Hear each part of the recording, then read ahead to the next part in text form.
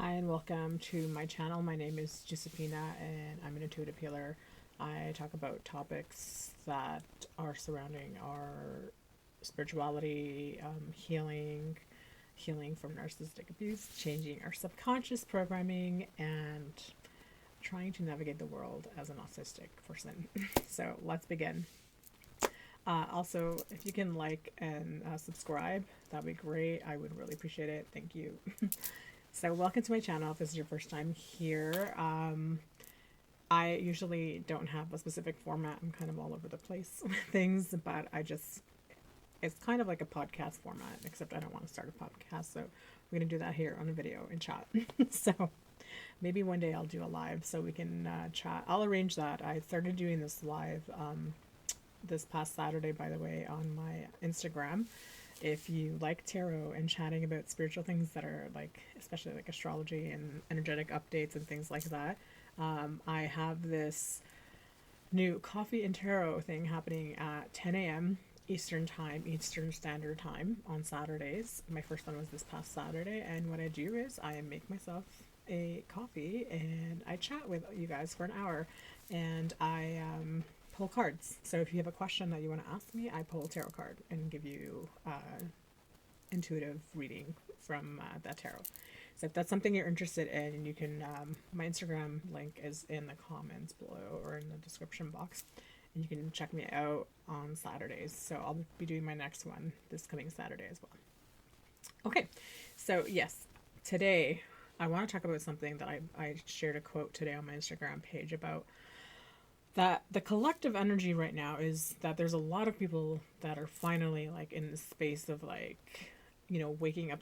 I don't want to say waking up, but I think a lot of people are tired of kind of like working and running this hamster wheel continuously, realizing that this life is not making people thrive. Like we're essentially like kind of just putting all this effort in towards something that isn't really like what our heart wants, and for what, making these other people rich.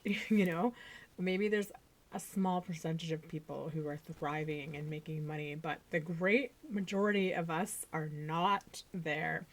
And some people sometimes like to think that they're part of that like small 1% or 2%, but that's not the case at all. Let's be real, most people are not at that high percentage, and the great bulk of us, I think, are on that like that level of like playing field that is just kind of tanking really hard right now. And collectively we're tired, we're sick and tired of this society that is created to not allow us to thrive, to not allow us to kind of be in this heart-centered place where we feel good. I feel like we're constantly having our nervous systems dysregulated over and over and over again. We just are constantly in lack, created lack, let's just say. We don't have time to connect. We have so much division amongst people. And so we're like isolated, we're feeling dysregulated, we can barely like pay to like live. And so we're in this state of being right now where it's like this huge tower moment, and people are like, what the heck is this? What is this? What's going on? Like, this is not life. This is not how it should be, especially when we have these like multi-billionaires out there who are literally doing nothing. And I'm talking about the people who have made their money off of the backs of the people who are struggling. So when you have like thousands, hundreds of thousands of people who are struggling, and there's billionaires who are living pretty because of the money they made off of those people who have been busting their behinds to make those people millions, we have this disparity that we can no longer ignore. And like I said, some people like to fancy themselves as that 1%, but they're not part of that group. I'm sorry, I don't mean to like burst your bubble, but you're not part of that group unless you're Elon Musk watching this video right now, in which case, dude, come on. You deserve to like do something different. And everyone else, the Bezos, even Galen Weston, like all these top people who have like living pretty and stuff like that, and they have ability to create structures and new things that can really help to benefit people, but they won't because they benefit from the structures that we have in place. They benefit from the structures that like hoist them up and give them their wealth, the wealth that they are hoarding. And then what ends up happening is they sell you this dream that you too can achieve this if you work hard enough. If you want it hard enough and you work hard enough, well, you bleed yourself dry and never see your family and don't experience your joy, and just, it's a hot mess, let's just say. Okay? Who can agree that it is a hot mess? And I just feel like it's been consistently getting worse. And at this point right now, I think a lot of people are like, what's up? It almost feels like the jig is up. We're not buying this anymore. Something is amiss. And this is something I've been well aware of for like ever. I think like a lot of like autistic people who we kind of like have this ability to like see through the veil, or to see things that are not true or not authentic or not like, they're not as they seem. And I think I spoke about it in my other video, that we can see like the emperor has no clothes. So we've already been living this like weird, like dystopian nightmare, because we see that the emperor has no clothes, and other people are like just going along the hamster wheel like, hey, what are you talking about? Emperor's totally fully clothed. What are you talking about? You're a moron. You're a conspiracy theorist, and like just all these like labels and things being thrown out. But the reality is, I think more people are like, hey man, I think she's right. I think the emperor has no clothes. And so more people are waking up to this, and I'm laughing here, but it's like, it's not funny. It's an awful feeling for people to come to this realization that like, this is not it. This is not it. And people are really wanting to align with their soul purpose, their being, and be more into the space of their heart. And what I mean by that is, without sounding all like boo and stuff, is that we have who we are, our being. We all are very clear of what our being is when we're born. And as children, we show up very unapologetically as our being. And at some point, we're silenced down that road, For a lot of people who are neurodivergent children, that kind of, they're the ones who, you're not doing well in school. How come you're not, fitting in and all these things, or you're not adapting? But are they not adapting, or are they just not willing to be made into the programming that is required to fit in the society that has been carefully, like, crafted or constructed and formed through years and years of patriarchal and colonialism and things like that, just like everything that has shaped that for a specific group of people to benefit from. Those things are in place for a reason, and nothing is going to change that. And so here we are, we're sitting at the end of that thinking, what are we going to do? So I have talked about this before, and I will continue to say it and shout it from the rooftops. But the best thing that we can do is to really heal and connect with ourselves, and to do that shadow work, to reclaim the parts of ourselves, to go back to that place of when we showed up unapologetically as who we are, and to step in our being. That is literally the best thing we can do. And it's like, well, how is that going to help us? That sounds so lame. In theory, that sounds like idealistic. Like, that's not going to change anything. What the heck? Like, I need some like real stable, substantial, like kind of like ways to change them. But that is the way we change it. Exactly like that is how we change it. Exactly like that is how we change it. You see, the only way that the system works is if we stay in the system. If we all play a role, a cog in the machine, if we're all like a lever here, a little wheel here, a pulley, whatever it is, if we're all playing a role in this machine, then the machine will continue to run. So the idea of when we do healing, the idea behind doing healing work is that we reclaim who we are. We remove ourselves from the machine as a cog in the machine, and that you're not just the cog here. Now you're, Daniel, or you're Jennifer, whoever you are. You reclaim who you are, and what is it that Daniel loves to do? What is it that inspires Daniel? What is it that really makes him burst with joy? What makes Jennifer wake up in the morning and feel like she can just seize the day? What is it that makes her blood run through her body? What does she inspire to create that day? Does she want to make music? Does she want to draw? Does she want to dance? Does she want to build? Like, what is it that she wants to do? There are people that exist already like this in the world. Don't get me wrong. There definitely are lots of people that exist in this manner. However, it's not the majority. And so the only way that we can create the change is that we no longer are the cogs in the machine.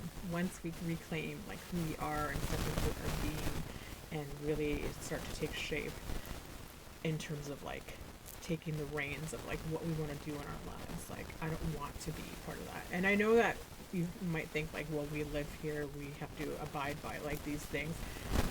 I get it, but it's all about pulling back your energy into you.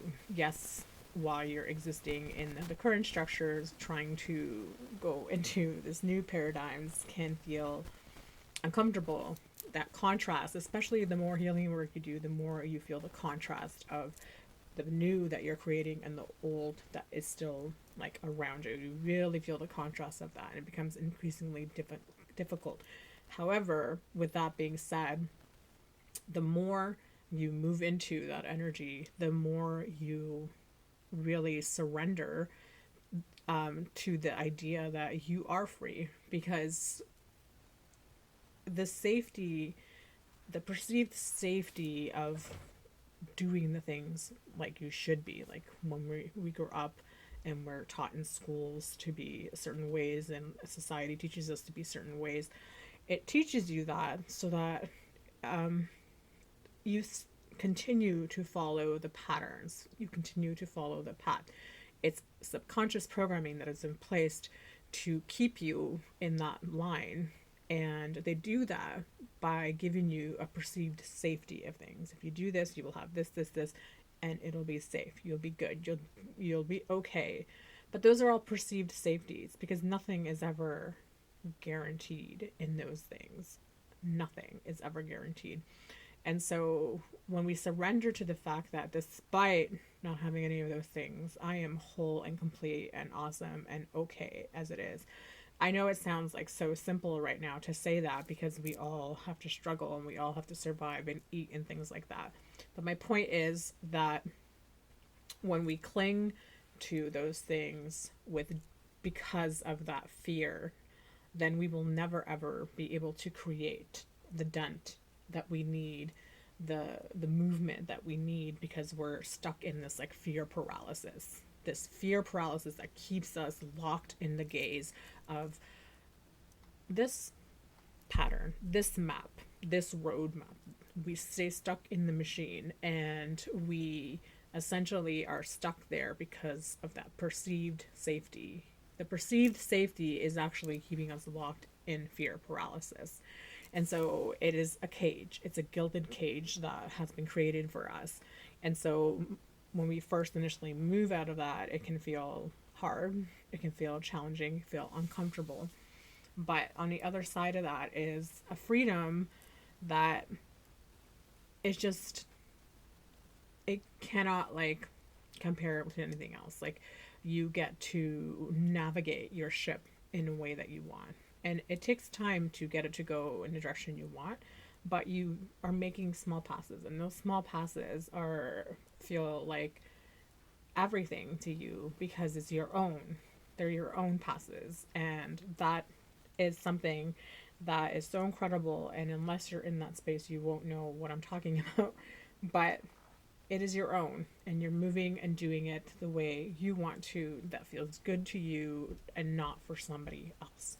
And so all of this is, it sounds idealistic maybe, but until we can get to a place that we are reclaiming ourselves and really moving in a different energetic way, the only way we can create change is within ourselves. Like, it's obviously my favorite, one of my favorite Rumi quotes is, you know, yesterday I was clever and wanted to change the world, and today I am wise and I'm changing myself. I'm probably saying the quote wrong, but you get the point.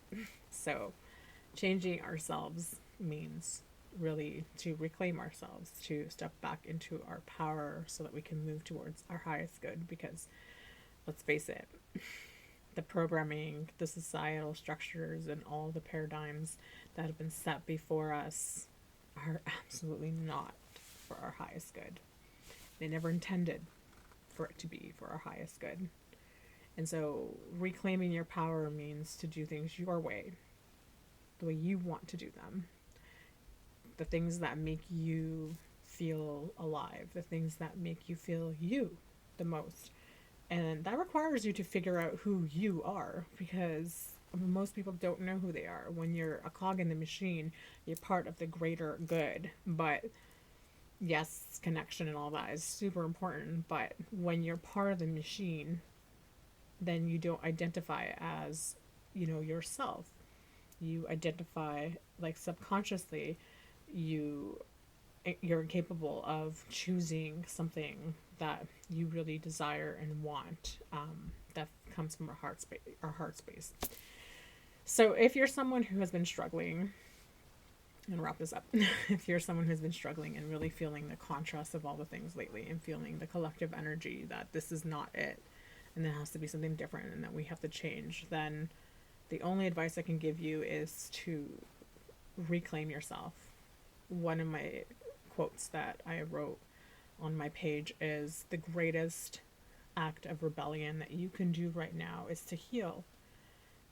That is the most radical act of rebellion that we can do, is to heal and to reclaim ourselves. That is how we shape the new into something that's better for all of us. And it might seem idealistic, but it's literally how it'll get done.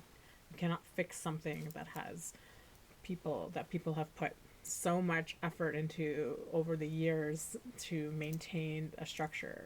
We have to reclaim ourselves and remove ourselves from that structure.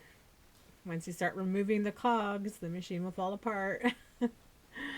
But it'll take time. And in the meantime, find the ways to move towards the things that make your heart sing and that feel good to you in a nice, safe, like, stable place, and so that your nervous systems are regulated, so you feel full, so you feel aligned, and all those types of things. Like, we want to be in a grounded space where we feel safe to be authentic and safe to connect and all those types of things. Because right now we have this, like, kind of ambiguous space where people are not authentic with one another. People are all behind masks and hiding behind, like, false identities. You know, so we have reached, like, this level of disconnect that feels like so agitated, and so right now we want to bring it back. And if we want to bring it back outside of us, we have to bring it back inside of us. So connecting with ourselves is really important, and reclaiming all those parts of ourselves is really important. So all of this is how we create change. We create change from within if we want to see change outside of ourselves. So that is my topic today. I hope you found this discussion helpful. I really would love to know if you have been struggling with all this kind of stuff, and if you feel like, you know, it's been hard for you. Because I know, like, since I've made the changes in my life, you know, quitting my job like over a year ago and moving towards, like, my path that I do now, and my job and all that stuff, it wasn't easy. And, you know, people might, like, I have so many people tell me, like, that's great, I'm so happy for you, you know, you're such an inspiration. Like, some of my close friends will say that, and I appreciate their comments, but on the other side of that, they don't see the struggle that came with that. And it takes so much, and I'm going to say that it really takes a lot of courage to take those steps towards those things that you want. It takes so much energy and courage. And so if you're the person doing that, make sure you acknowledge that about yourself, that you're doing that, because it takes small steps every single day to move towards those things. And it doesn't, you don't take giant leaps towards those things. You have to do it slowly and gradually, because it's a way of breaking out of the old programming, and it's not something that just is going to happen overnight, you know?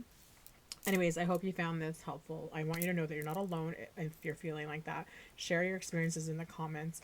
If you would want to like have a discussion around it, I totally am down for it. If you want to book a spiritual counseling appointment to chat about it some more one-on-one, if you're struggling with that, if you're going through a spiritual awakening or a dark night of the soul and you want to book a one-on-one spiritual counseling appointment, you can do that as well. My information is also in the description box. I have my website there. Other than that, I just want you to know you're not alone. Connect with other people that are really in the same space as you and have the conversations. To be seen and to be heard and to be held in that space is so important right now, more than ever, especially around this topic. So please take care of yourself. Sending you so much love today, and all the best to you. Take care. Bye.